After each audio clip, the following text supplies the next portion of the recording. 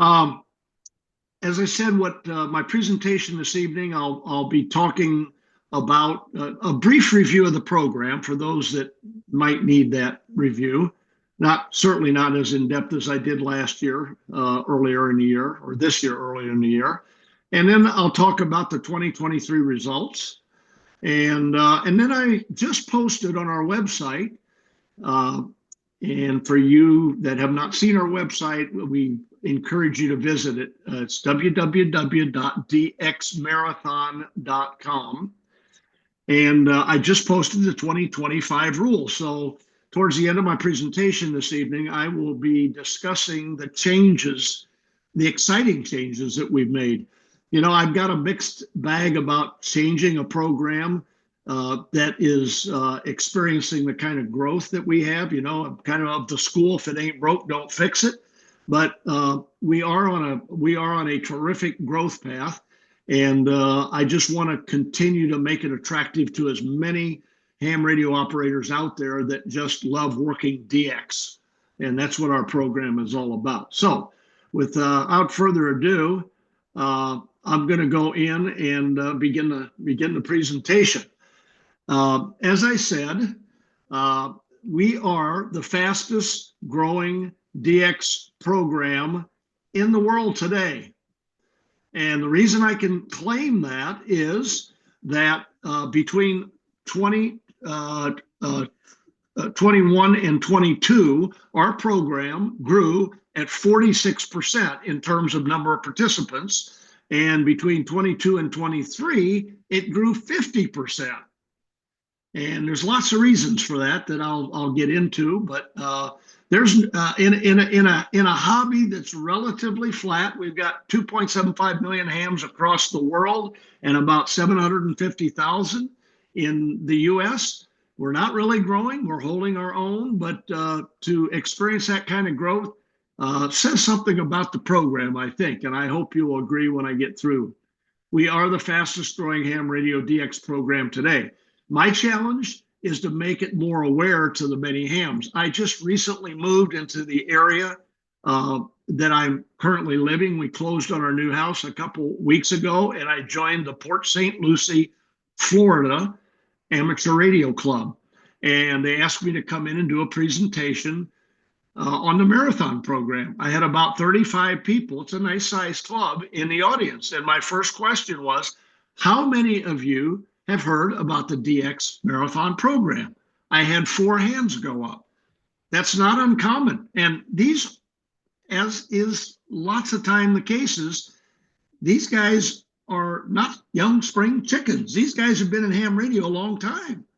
So my greatest challenge is to get the word out, and get the word out as how exciting this program is, and how it's so much fun and how easy it is to play.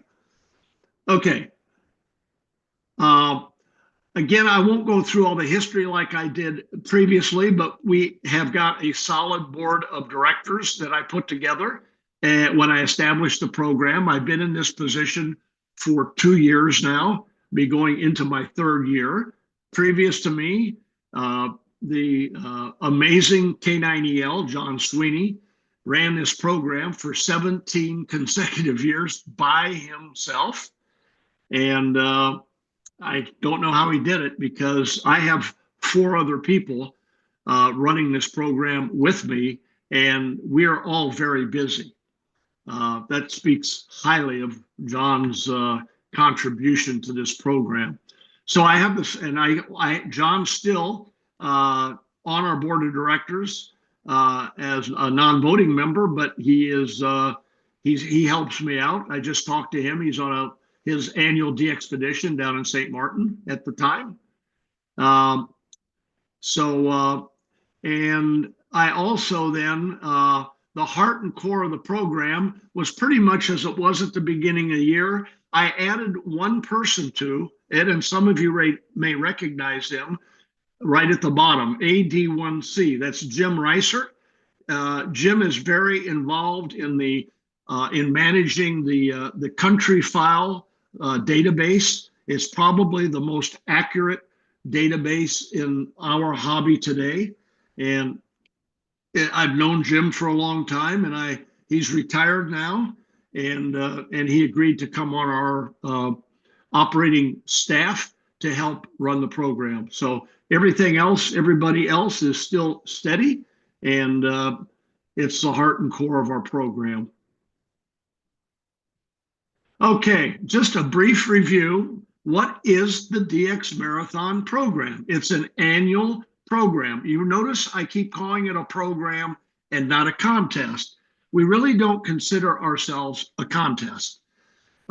We start on January 1st, just around the corner, and it ends on December 31st. And in between those dates, our participants try to work as many DXCC entities and CQ zones as they can over a 1-year period.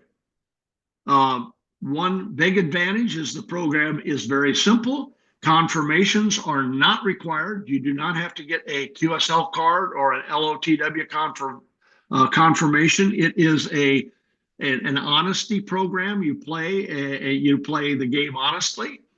It's a great excuse to get on the air. I did this thing for 6 years before I took this position, and I once worked for a boss. And I'm an engineer by degree, and I like measurements. And this one fella told me, if it's not worth measuring, it's not worth doing. So what the marathon program meant to me and what it means to a lot of our participants, it's just a metric to see how you're doing from 1 year to the next in pursuing DX. There are others in our program that take it very seriously and are very competitive, and they want to go for the plaques and the certificates. That's okay too. If that's your preference, you can do that. I frankly have enough plaques on my wall. Maybe not as many as Anthony here watching, but I have a lot of plaques and I have a lot of certificates, and I don't need any more. But I do like to keep track of how I'm doing. I like the metric. Which leads into basically, if some people, I used to be a big contester, but, when I retired 6 years ago, and I had a pretty high stressful job, and I just said, in retirement, what I want to bring into my life is serenity. So I don't need to compete. I don't need to sit on a chair for 48 consecutive hours doing a contest anymore, although I do enjoy it, and I do contests from time to time. I don't have a passion to do them now. I just rather play with the DX Marathon program. So a lot of folks I've talked to, they've done the contesting, and they just want something a little bit more laid back. I might also add that if you want a contest, you can do this concurrently, and any station that you work in a contest will be credited in the DX Marathon. Any new country entity, any new activation will be credited. So you can do both. One does not preclude doing the other. No complicated rules. And as I said, it's a year-long global event. It's a global event. The reason I say that is about 2/3 of our participants are international and about 1/3 are North American. Okay, how does it work? Real briefly. Again, I'm not going to spend a lot of time because I did last time we talked about this. And by the way, the rules are on our webpage. They're very explicit. They're very simple. www.dxmarathon.com. Hit the rules tab and you can read through the rules of engagement. Participation is easy. There's no sign up. For anybody that's listening to this YouTube, you are in the 2024 marathon program. Now, why do I say that? If you're a licensed amateur radio operator and you have been working DX since January 1st of this year, and you maintain a log, whether that be a paper log or a electronic log like DX Labs or Ham Radio Deluxe or N1MM, or doesn't matter, and you have kept track of your DX contacts, you can put in a submission for 2024. There's no sign up required. There's no fee required.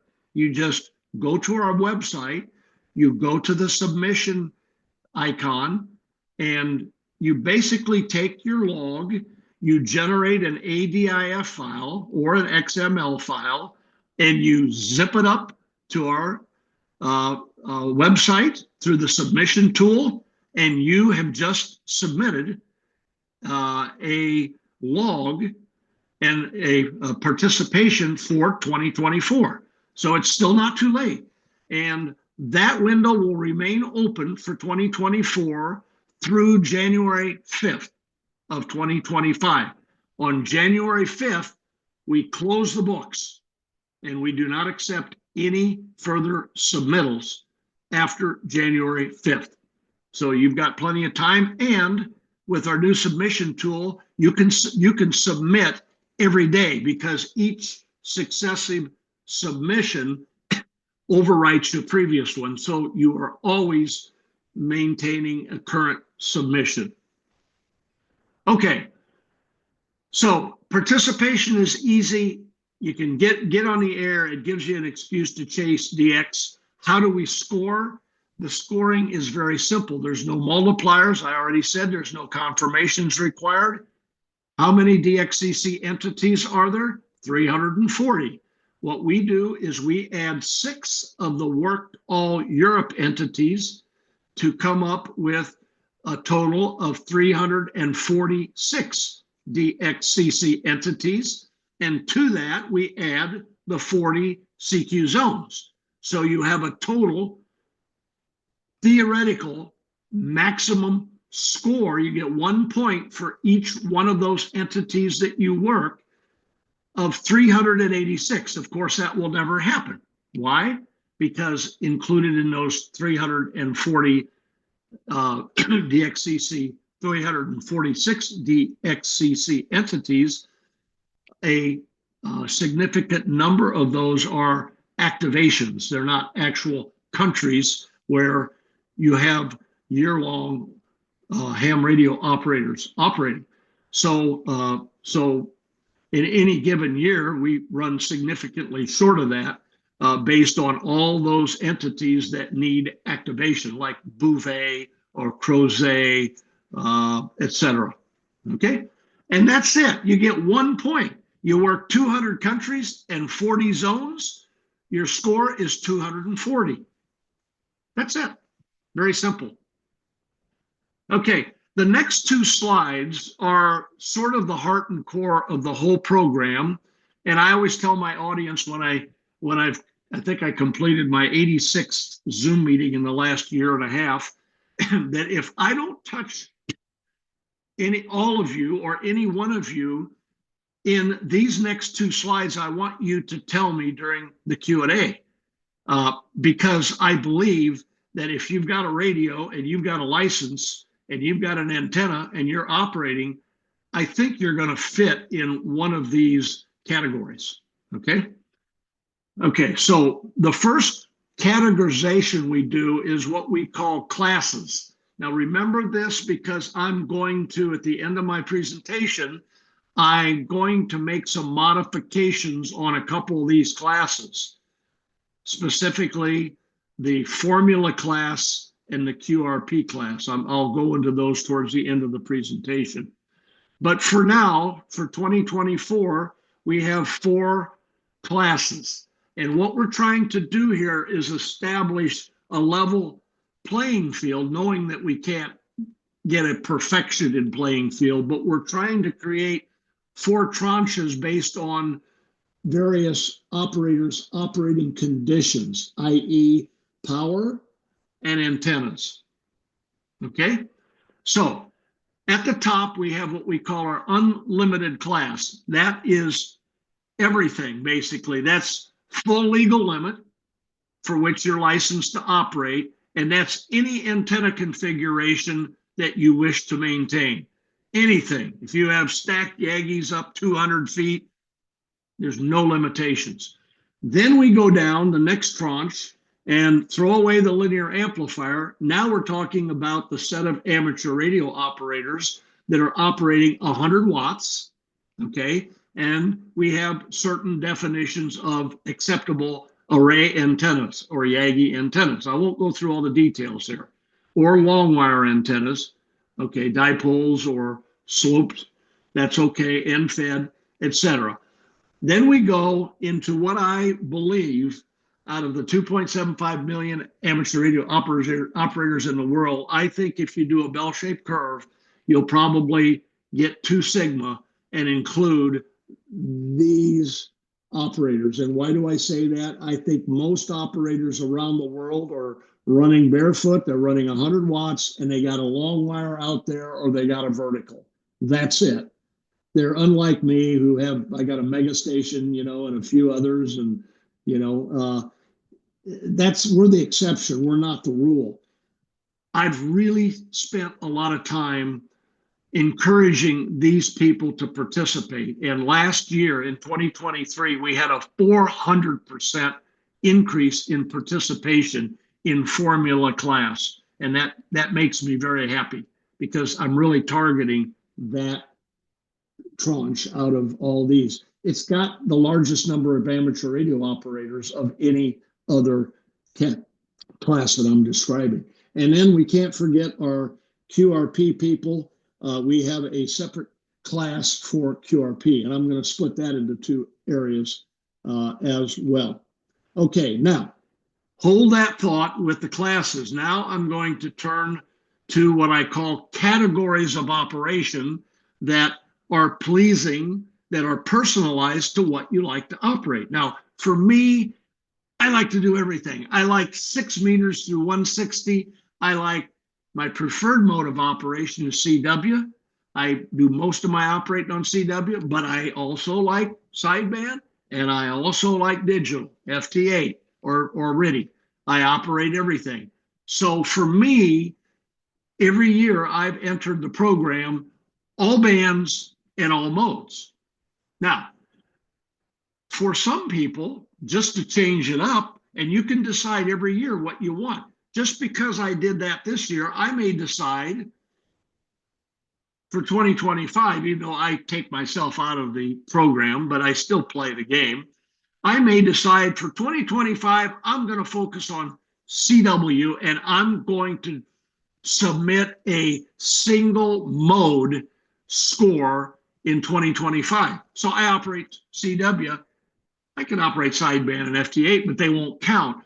I will submit at the end of 2025 my logs based on all my CW contacts. And then I will be in a category comparing myself with other people around the world who also put in their score with CW only.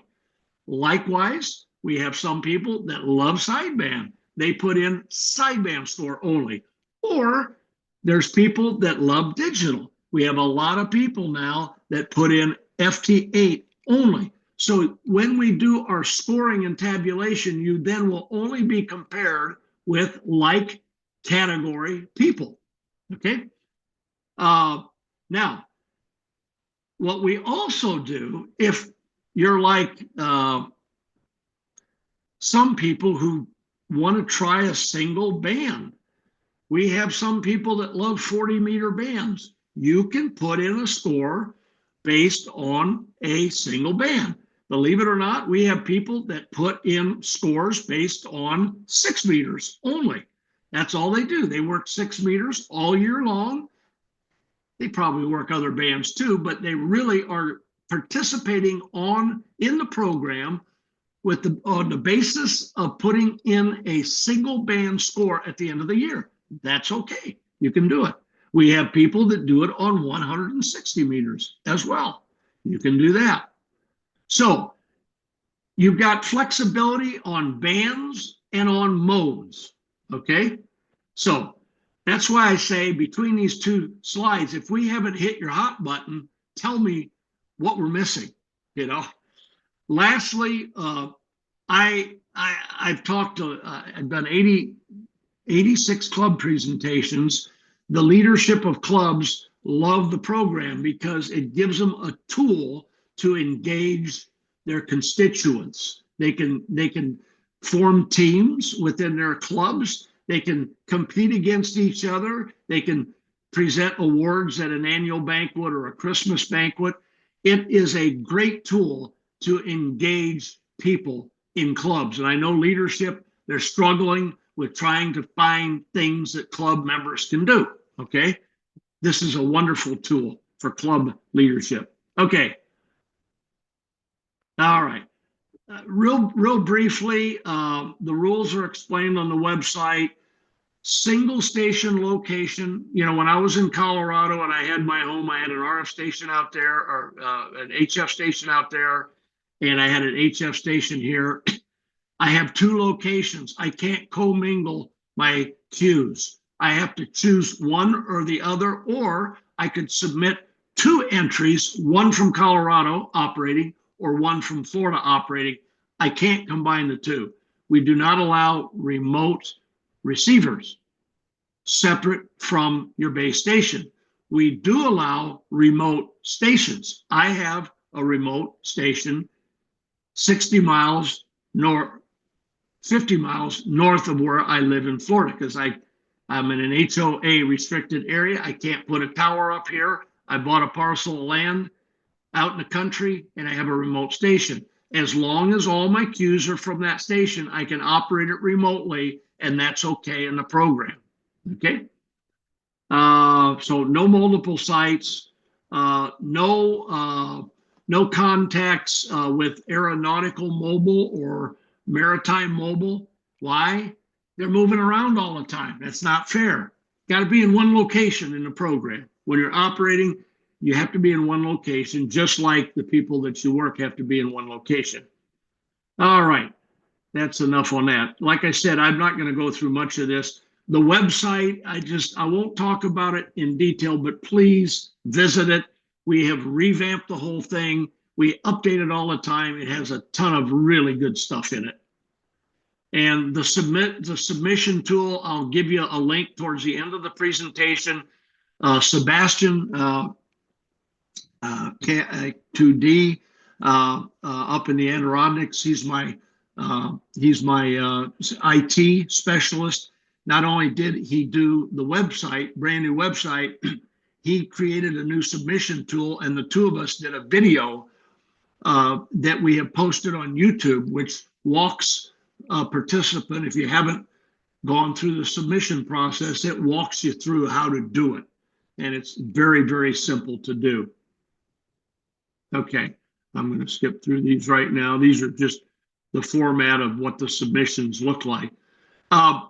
We are an honor system, as you probably figured out, and but we do some verification checking, and we do it because we want to maintain this thing as an honor system in fairness to those people, the 99% of the people that are playing by the rules. We know that if we don't keep people that take advantage of the system in check, that we'll lose people. So we do some checking of queues. We get logs from DXpeditions, ADI files. We load them into our scoring tool, and we do some comparisons, random. We don't check 100%, but we do some verification, and that's all I'll say about that. You have to do something pretty nasty to be ejected from the program. I've not seen it. I don't think John K9EL had ejected anybody, but we're getting into a situation that we're trying to control now, and that is people putting remote receivers, which is not legal in the program. And I haven't figured out the penalty yet, but we've got to keep that in check, because that's just not fair. And but basically, you make a mistake or you claim a queue that we happen to check that's not verifiable, you don't get thrown out of the program. You just get a 1 point deduct for each incident. That doesn't sound like much, but for those who are highly competitive in this program, like in any of those classes that I showed you, if the top 10 people may be separated by 5 or 6 points, so 1 point deduct is a lot to them. So they're very careful and they check their logs. Okay, enough on that. we're increasing the number of plaques and certificates that we issue. We are great believers in recognition. Somebody that works their tail off all year long and achieves something, we very much believe in recognition. Again, I'm not going to go through any of the details, but that's all on the website. These are beautiful wall plaques and beautiful certificates that we issue. And what keeps us afloat is our very generous sponsors. To them, we are grateful. If anybody wishes to be a sponsor, I'm actually trying to increase the number of awards, plaques in particular, the sponsorship of award, which can be done by an individual or a club, is $100. And that covers the cost of the plaque plus the transportation to the person that wins the plaque. I've started a program this year, and it's starting slow, but we normally, for the highest country score, we normally give a certificate. This year, if we can find a sponsor for a country, we'll issue a plaque to the highest scoring person in that country. So far, we have the Slovak Republic, Chile, Venezuela. There's a couple more. And I'm going to let those come in as the year goes by. If you happen to have family in one of the countries, whatever, and you want to sponsor them, $100 will get you your name and your call on the sponsor for the highest performing participant in a country entity.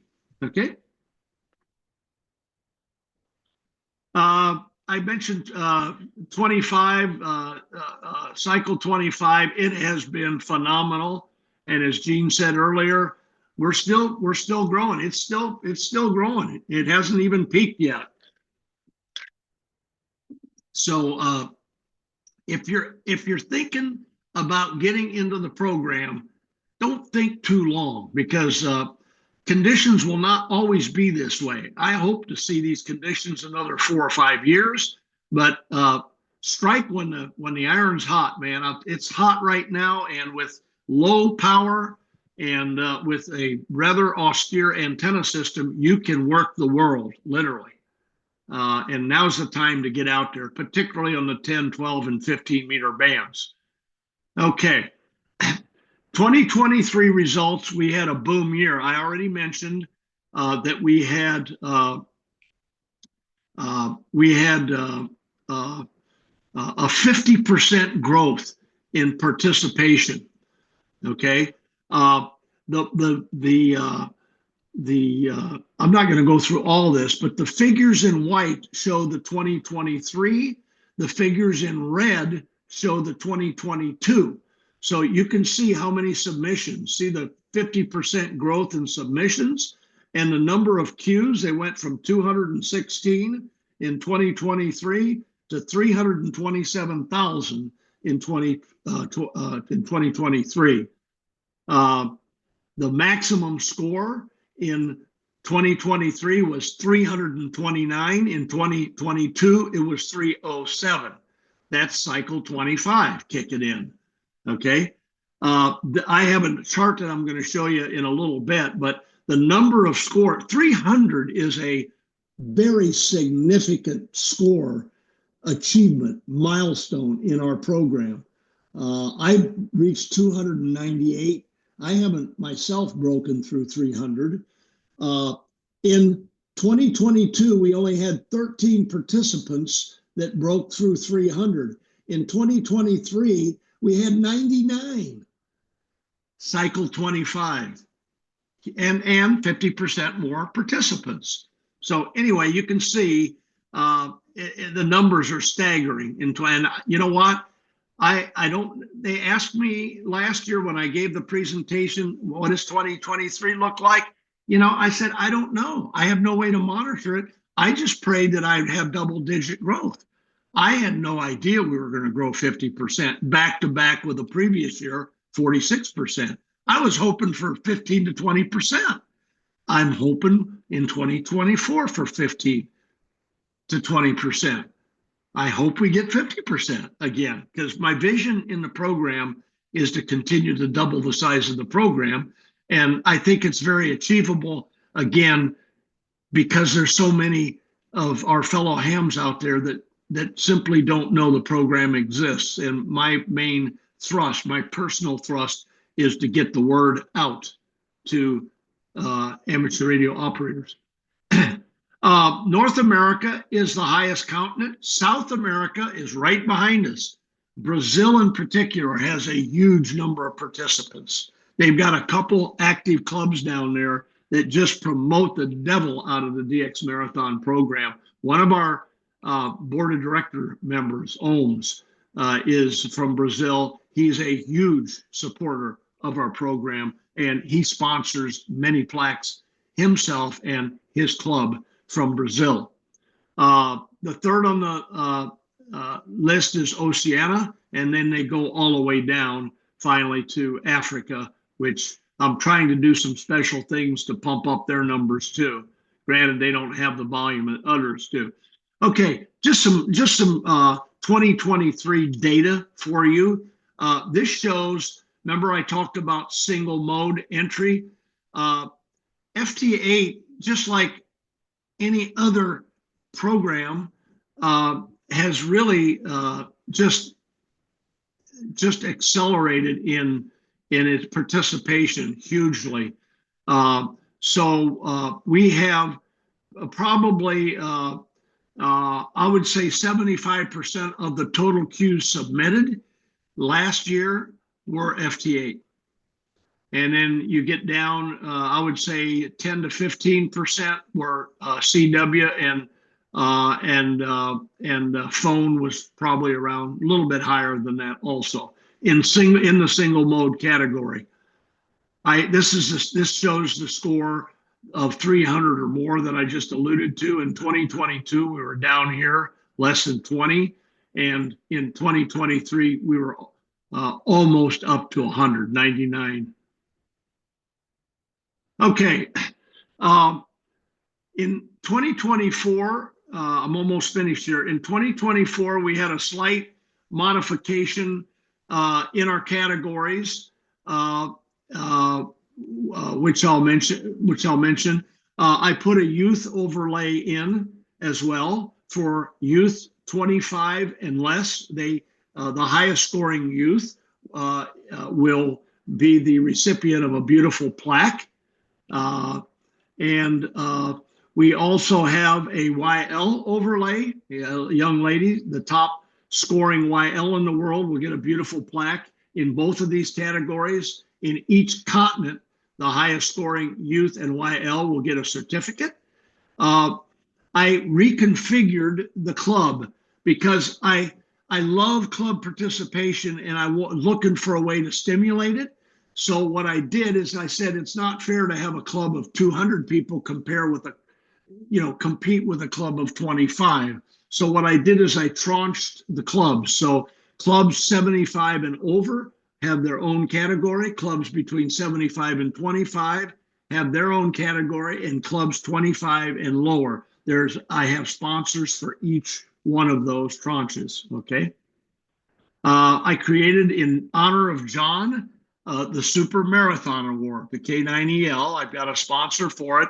And what that is the person over the last 5 years, we sum up their scores, and the person who for 5 consecutive years have the highest score will be the recipient of the Super Marathon Award. And then I opened up a brand new category in 2024 called the Challenge.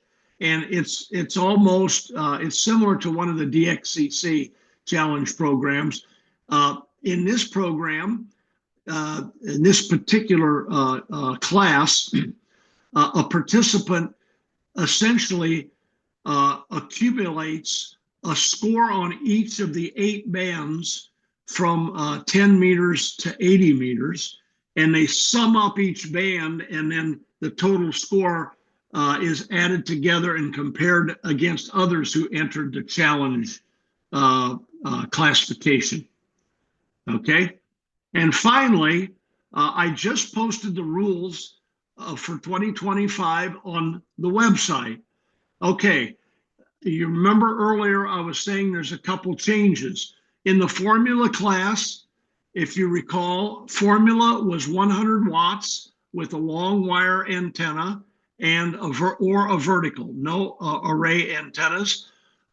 What I decided to do there after polling a lot of our participants is there are people in this category that would like to run the full legal limit. So I'm going to have two classes in the formula class.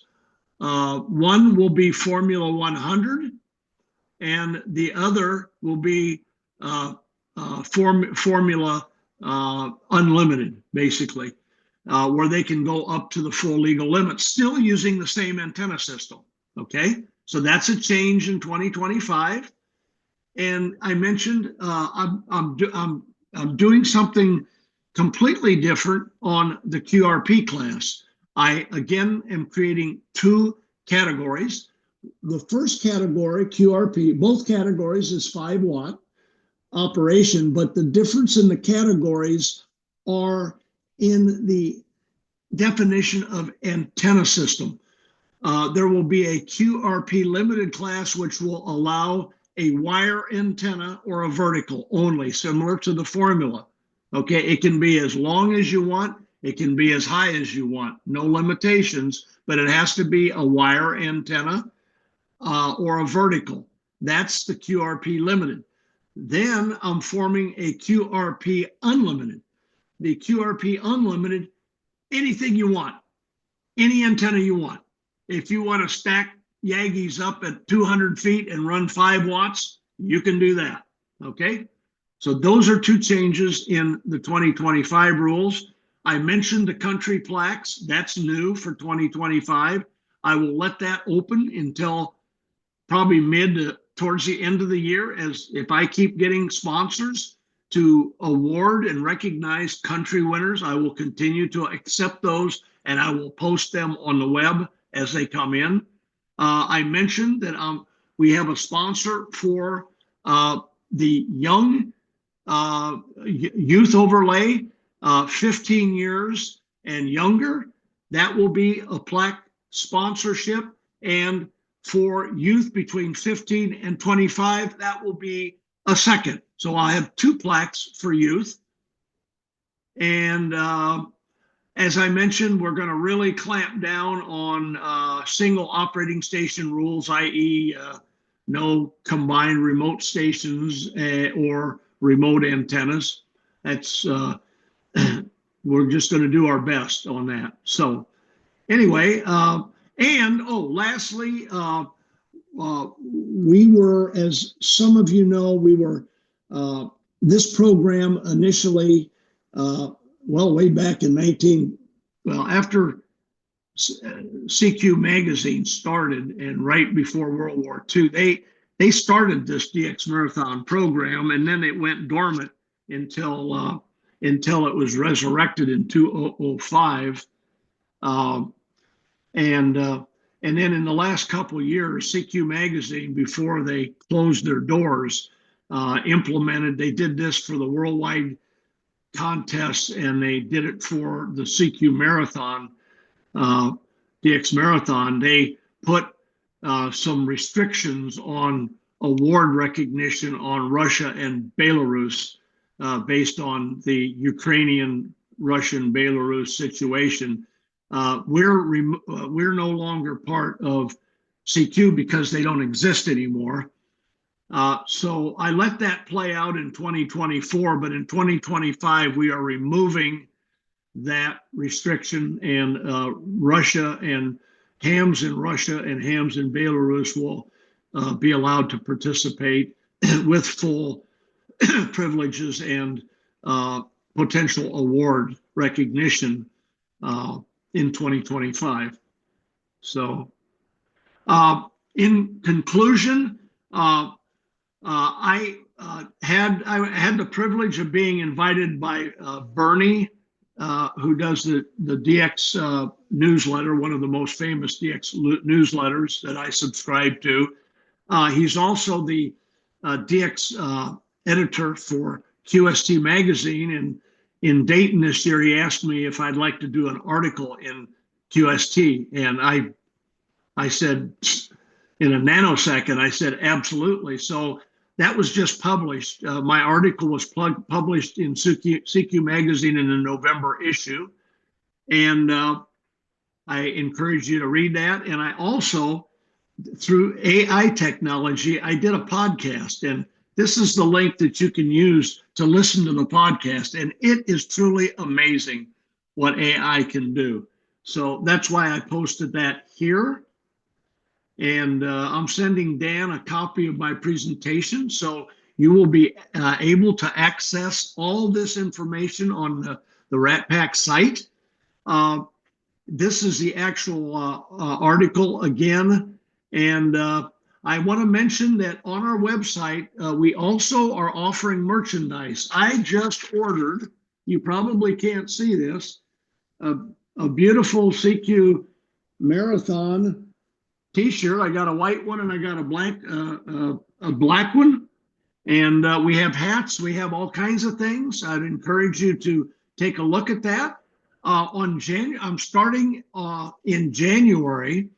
We're trying to work up so I can get a little working capital to fund some of the things I want to do to grow our program. And starting in January and every other month, I'm going to invite a dignitary, and the first one is going to be K9EL, who's going to talk about online DX spotting tools. I've heard his presentation. It is absolutely incredible. And I'm asking for a contribution of $10 to participate, and you will not regret it. It's the best $10 you ever spent. It all comes to me. It doesn't go to John. John's doing it to support the program. But and then in 2 months, I'll get another distinguished person. I don't know who that'll be. And I'll try to do this 6 times a year to help us out a little bit. And then I'm going to do an annual fundraiser separate and apart from this, from January 15th to February 15th. If all those that are able can go to our website and through PayPal throw in $5 or $10, you know, if I can get half of my participants to throw in $5 or $10, I'd have some nice working capital to continue to grow our program. So I just don't want any of my volunteers to have to dig into their pocket to pay for running this program. And country plaque sponsors, as I said earlier, all year long, whoever. Actually, Marvin VE3VEE is from the Slovak Republic. He decided to sponsor Slovak Republic country and said, Mark, I'll send you $100. So if you got roots in other countries, or if other countries are listening to RATPAC here, step up and be proud of your country and sponsor one of your country plaques for next year. I'd really, I think you'll enjoy that. I mentioned individual contributions, and I've got some YouTubes out there, and I've done interviews with W1DED. I was on Tim Duffy's podcast from DX Engineering. He did a real nice interview. So I've got a bunch of them floating out there if you want to learn more about the program. So anyway, that's it. And again, I thank all you listeners. I thank the RATPAC organization for allowing me to share this good news. And, you know, I'm open for any questions. Mark, there was a question in the chat about 160, and I just wanted to confirm 160 is available as a separate mode, but it can also be used for all band awards. That is correct. So it's 160 through 6 meters, correct? 160 through 6 meters. That is absolutely correct. Yes, including 60 meters, which I'd love to say, you know, I love the work bands, and what I'm doing, I don't want to poo-poo contests, but I miss working work bands in contest. In the DX Marathon program, you can work work bands as your single band entry, if you wish. If you want to participate on 12 meters or 30 meters, you can do that right here. I had a couple comments, not really so much questions, but just wanted to mention, just a reminder, you can do this while you're working a contest. It doesn't matter if you're working another contest. All your contacts during the year count no matter what you're doing, as long as you're at your home station when you're doing them. The only exception, of course, would be if you're not at your home station when you're doing those. But they all do count, and it's a great way to encourage yourself to get on the air. I've got a couple friends I got started a few years ago, and we have a text chat ring that we send around. So whenever we see a new DX, we send out words so everyone jumps on and works DX. And it really has got a couple people who are pretty much inactive, active all the time now, because you don't want to miss one, especially when there's one that's only on for a couple days or a couple weeks. You don't want to miss it. So there's certain countries that only show up for a certain time, so you want to catch them while you can.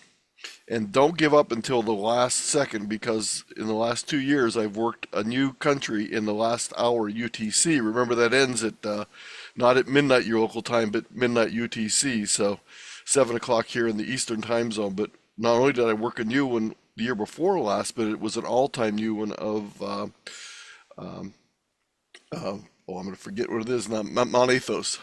So yes, it's a real good encouragement. Thank you, Anthony. And I might add on the contest thing, if you are working your home station on a contest and you are using a separate call, that is allowed. When you put your submission in, all you've got to state is your home call and your contest call, and all your cues in the DX Marathon program will count for both contest and working stations during the year. Good point, Anthony. Yes.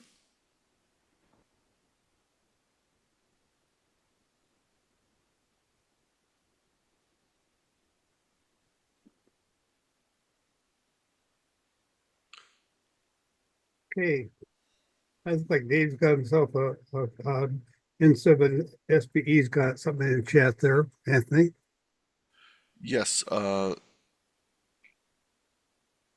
not seeing that one. You might have just sent it to you, Dan, because it's not in the general chat. No, sent to everybody. And N7. yeah, N8 SPE. Oh, N8S. I thought you said N7. I'm sorry. Sorry. Yeah, Dave, you want to go ahead and ask your question or your comment? Well, I had a couple of comments. One of the ones that I noticed was that QRP was just 5 watts, period. And I know that a lot of folks consider 10 watts single sideband to also be QRP. So is there anything about maybe working the rules a little bit to help those folks? Because that's about 5 watts average power. Dave, that's a good question.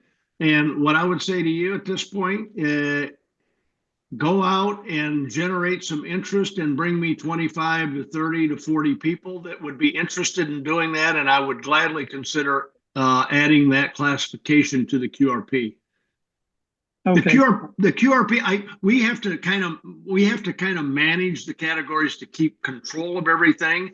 Quite frankly, the reason I did what I did in the QRP is we had the president of the QRP.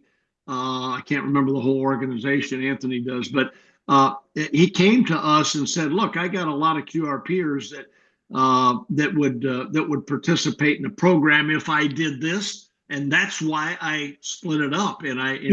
So yeah, I mean, if you could bring me 25 or 30 and a sponsor, okay, I will seriously look at it. And that's a very good point you make. I just want to bring up another point though, because with my 117,000 QSOs in the log, the 5 watts is pretty much the limit of most organizations. So if you keep it at 5 watts, that means everyone accepts it. If you move it up to 10, there's going to be a gray area with a lot of programs. So I think we stick with the 5 watts is the best way to go, just because you would then have competing programs that would not be compatible. And I wouldn't want to, that's why I don't go over 5 watts, because I don't want to run into a future situation where doesn't count. So that's been pretty much the accepted idea for most of the QRP organizations over the last 30 years. Dave, herein lies my challenge. I get a lot of questions about similar. They're good questions. I get a lot on mobile stations, or I get a lot now on POTA because of the popularity. But you got to look at these very carefully, and you got to look at the impact on globally. You got to, as Anthony just stated, you got to look at the global impact. We've got to maintain some semblance of organization and order here. I mean, we could open this up to so many. It would be the confusion kind of expands exponentially when you start changing the rules, and that's why I'm very, very slow and deliberate in making these changes. Because I got a good thing going. The other thing, I've got a lot of growth going. Somebody asked a question here. May I submit my entire yearly ADIF log, which includes many US as well as DX? The answer to that question is absolutely. Not only our tool, our submission tool, if you don't know how to extract your 2024 ADIF or queues to generate, submit your entire log. If I got 40,000 in my log, submit the whole thing in ADIF, and our submission tool will only pick out the 2024 queues. That came from WB3EGD.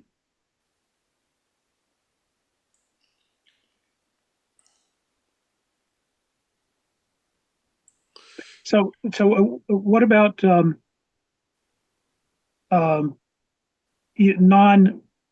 non-home QSOs? Should we pull them out of that log? I mean, are you going to be able to figure those out? So are you saying, Dave, that you went portable for a month and you folded those into your log? Yeah, when I go camping, I do POTA oftentimes from state parks and stuff, and that all just gets put into the log along with everything else. You don't use any designation to separate out your call like stroke P or? No, but I have the grid square changes. I'll have to check with the ADIF file. That's what we use into our scoring tool. So I'm not sure, to be honest with you. I'd have to check with our scoring manager to see if a different grid score would be flagged. Okay. I can't answer that question. I'm not sure. I would just assume you not include it, or change your call when you're operating like /P or stroke P or anything like that to help you differentiate. I know when I was in Colorado, I maintained the same log, but I always used a separate designation to differentiate my queues that I worked in Colorado from my Colorado station versus those I worked for my Florida station. For my own knowledge, because I wanted to know when I worked somebody, did I work them from Colorado or did I work them from Florida? Right. Okay. So I use Ham Radio Deluxe, and it allows you to have up to about 15 different station locations. And so in there, why I've set it up when I go to a park someplace, I set that up, and part of that, of course, has the address of the park and everything. But the major thing is the grid square, 6-digit grid square. And that will always be different, Yeah, Dave, I'll get back with you on that. I'm gonna notate your call, and I'll contact our school, because that's a very good question. Nobody's ever asked that question, and I honestly don't know the answer. I have to get, I got to get with Larry and see what the coding. He's the guy that does all the coding for the scoring tool. And he will know whether that'll be flagged or not, whether, if it clearly has a different locator, grid square, how does he handle it? I'll get an answer for you on that. Yeah, and I guess right now, if I export an ADIF from Ham Radio Deluxe, I haven't looked in it to find out if it actually exports a grid square in that ADIF. It probably does. I don't know. I can ask Michael also. Yeah. I know him very well, Michael Walker. He's a super guy. But I did find a really handy app called ADIF Master, which allows you to open up ADIF files in a spreadsheet format so that you can work with them. Nice. Nice. And I have a link on my website, kzt.com, to a bunch of ADIF and Cabrillo tools, including the ADIF master one. Jim Reisart has a couple too, 81C, and I have links to them all on kzt.com. Okay. As a corollary, Rich had a question. Do I need to parse my log to remove non-DX contacts? No, you don't, Rich. You do not need to remove anything, because those would simply be looked at a non-DX contact will be in a 3, 4, or 5 zone if you're in 3 land or any place. So no, you do not need to eliminate those. Our scoring tool takes care of all that. If there's no more questions, maybe we'll start wrapping this thing up here and get ready get it posted. You might want to remind people, Dan, there's only one more RATPAC session this year, and that'll be coming up next Wednesday night, and then we're taking 2 weeks off for Christmas and New Year's. Yes, vacation time. And then when we get back in January, we're going to start doing Thursday sessions again also. So we'll be doing 2 days a week starting in January, after the 1st. So I think I can't remember what the date is. We start back with 2-day sessions. I think it's the 8th and 9th, but I'm not sure. Yeah, I don't have the counter up in front of me either, but yeah. Yes, go ahead, Anthony. I think I cut you off. No, it'll be the 8th and 9th will be our first 2 sessions in January. Okay. Are there any questions about that? Well, hearing none, I think I'll wrap it up. It's been Mark, thank you very, very much. I really, really appreciate you coming on and doing a good presentation. Trust me, it's amazing how many YouTubes and the other social media hits we get on these things. It's good stuff, and you have a great presentation for them to be viewing out there. Well, thank you, Dan. I really, I truly appreciate you having me on. As I said, my biggest challenge is getting the word out, and with your viewers, it magnifies, my ability to spread the good news. I also have a forum at Ham Vacation. I will be in Orlando in February on Saturday. I think it's at 1 or 1:30. So any of you out there that can make it to Orlando, I'd love to meet you, and I'll be giving a presentation there as well. I was in Dayton also, and I probably will be in Dayton in the spring as well.